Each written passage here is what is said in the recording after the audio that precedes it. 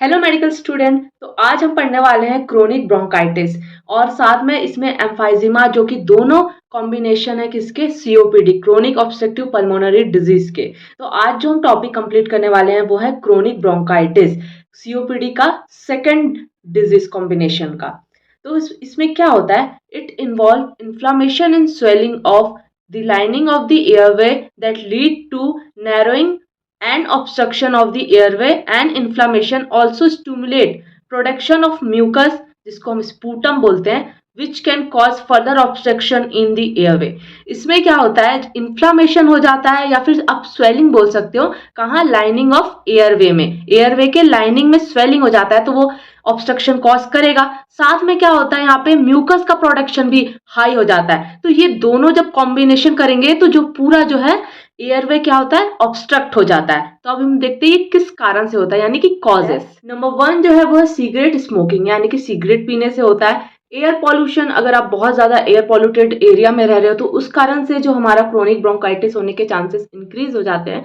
साथ में है third, a history of childhood respiratory tract infection. अगर किसी पर्सन को चाइल्डहुड रेस्पिरेटरी ट्रैक इन्फेक्शन है तो उस पर्सन को क्रोनिक ब्रोंकाइटिस होने के चांस अधिक हो जाते हैं। फिर क्या होता है, prolong and intense expose to occupational dust and chemical. अगर आप बहुत, जैसे कि कोई पर्सन का अगर कोल माइंस या फिर बहुत ज्यादा जहाँ डस्ट या केमिकल्स एक्सपोज हो रहे हैं वो जगह अगर उसको जॉब मिलती है, अगर वो प्रोलॉन्ग वहाँ काम कर रहा है तो उसको क्रोनिक ब्रोंकाइटिस होने के चांस इंक्रीज हो जाते हैं। या फिर जेनेटिक एबनॉर्मेलिटीज, कोई पर्सन को अगर पेरेंट्स से ट्रांसफर होके जीन्स के थ्रू आ रहा है तो उस पर्सन को, अगर जेनेटिक एबनॉर्मेलिटी के थ्रू आ रहा है तो उस पर्सन को भी क्रोनिक ब्रोंकाइटिस हो सकते हैं। तो ये थे कॉजेज। अब हम देखते हैं इसका पैथोफिजियोलॉजी कि ये होता कैसे है। तो इसमें क्या होता है, कॉजेटिव फैक्टर। कॉजेटिव फैक्टर हम कॉजेज में देखे थे, सिगरेट स्मोकिंग हो सकता है, एयर पॉल्यूशन हो सकता है। तो ये क्या कॉज करेगा, इरिटेशन कॉज करेगा। इरिटेशन कॉज करेगा तो क्या होगा, increase number of mucus gland and goblet cell. Number of mucus gland increase होंगे तो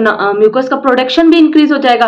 रिड्यूस सिलियरी फंक्शन, सिलियरी का फंक्शन भी रिड्यूस हो जाएगा, जो कि हमारे ब्रोंकस में प्रेजेंट होते हैं। क्या करते हैं, ये जो भी डेब्रिस हो सकते हैं या फिर फॉरेन पार्टिकल होते हैं, इसको क्या करते हैं, ट्रैप कर लेते हैं। ये अगर इनका फंक्शन रिड्यूस होगा तो और माइक्रो ऑर्गेनिज्म आने के चांस इंक्रीज हो जाएंगे, इन्फेक्शन इरिटेशन बढ़ने का चांस इंक्रीज हो जाएगा। और क्या ये सेकंड में क्या बोल रहा है, ये भी सेम ही है, थिक ब्रोंकस वॉल इरिटेशन के कारण थिक हो जाएंगे। और क्या होगा, नैरो दी ब्रोंकियल लूमन। जब ये वॉल थिक होंगे तो ल्यूमन क्या होगा, नैरो हो जाएगा। तो ये दोनों क्या लीड करेंगे, एक्सेसिव म्यूकस प्रोडक्शन हो रहा है, ल्यूमन का वॉल जो है वो नैरो हो जा रहा है, तो ये दोनों क्या लीड करेंगे, म्यूकस में प्लग दी एयरवे। जो एयरवे है वो क्या होगा, प्लग हो जाएगा, यानी कि पूरा जो क्या होगा, ब्लॉक हो जाएगा। तो ये था पैथोफिजियोलॉजी ऑफ क्रोनिक ब्रोंकाइटिस। देखते हैं साइन एंड सिम्टम, इसको आप क्लिनिकल मैनिफेस्टेशन, क्लिनिकल फीचर्स बोल सकते हो। तो इसमें क्या है, chronic cough and sputum production. Chronic cough होगा, पर्सन को स्पूटम का प्रोडक्शन होगा। डिस्निया होगा, dyspnoea shortness of breath. Weight loss होगा, ब्रेस्ट बैरल चेस्ट, यानी कि चेस्ट थोड़ा प्लेन टाइप होता है उस टाइप में हो जाएगा। साथ में हाइपोक्सिया होगा, रेस्पिरेटरी एसिडोसिस होगा, मतलब कि जो CO2 है उसको अब लंग्स क्या रिमूव नहीं कर पाएगा। चेस्ट पेन होगा, टाइटनेस होगा, ट्रेकिकार्डिया होगा, विजिंग होगा। ये सब क्या है, साइन एंड सिम्टम है क्रोनिक ब्रोंकाइटिस के। अब हम देखते हैं कि इसका हम डायग्नोसिस, यानी कि हम इसको फाइंड कैसे कर सकते हैं कि वो पर्सन को क्रोनिक ब्रोंकाइटिस ही है। तो सबसे फर्स्ट क्या कर सकते हैं, हम हिस्ट्री टेकिंग कर सकते हैं, जिसमें हम उस पर्सन का हिस्ट्री लेंगे कि उसको प्रीवियस कोई लंग्स से रिलेटेड डिजीज था या नहीं, या फिर उसके पेरेंट्स या फिर पेरेंट्स के पेरेंट्स को, यानी कि ये जेनेटिकली तो ट्रांसफर नहीं हुआ है, वो देखेंगे। सेकेंड, हम क्या फिजिकल एग्जामिनेशन कर सकते हो पर्सन का। थर्ड क्या है, पल्मोनरी फंक्शन स्टडी या पल्मोनरी फंक्शन टेस्ट कर सकते हैं, यानी कि लंग्स कितना फंक्शन कर रहा है उसका टेस्ट।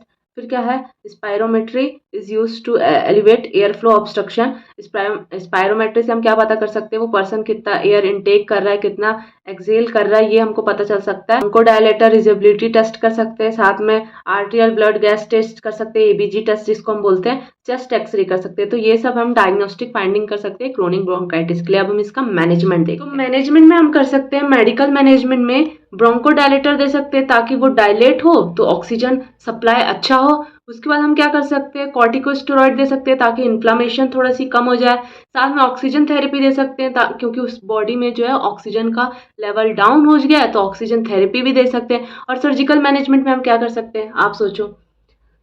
तो हम सर्जिकल मैनेजमेंट में क्या क्या कर सकते हैं, लंग वॉल्यूम रिडक्शन सर्जरी कर सकते हैं, जिसमें लंग का कोई वॉल्यूम, यानी कि लंग का स्मॉल सा पार्ट रिमूव कर दिया जाएगा जो कि डिस्ट्रॉय खराब हो चुका है, या फिर लंग ट्रांसप्लांट करा सकते हैं। तो ये था सर्जिकल मैनेजमेंट। तो यहाँ हमारा मैनेजमेंट कंप्लीट होता है। तो मैनेजमेंट में हमने दोनों सर्जिकल और मेडिकल मैनेजमेंट देख लिया।